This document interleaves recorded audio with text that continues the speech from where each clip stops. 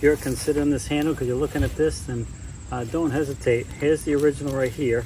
As you can see, this one's hooked up here further, and it works fine, but having this hooked way down there, you have much more leverage. It's much more comfortable, and this thing is all adjustable. You can adjust it here and here just by loosening this up, tighten it wherever you want it, and then you have much better leverage.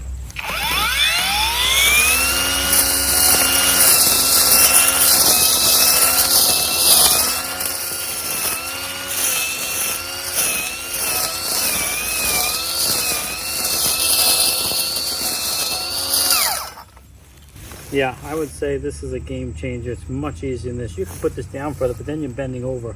So this is definitely gonna be much easier on my back for sure. These guys are nice enough to send this out to me to give it a test, and I definitely give it 2 thumbs up. A pretty simple device, very easy to install. It's universal, so it'll fit on most weed whackers like this. So yeah, definitely 2 thumbs up for sure. Thanks for sending it out. I will definitely use this when I'm out here finishing cleaning up this mess here.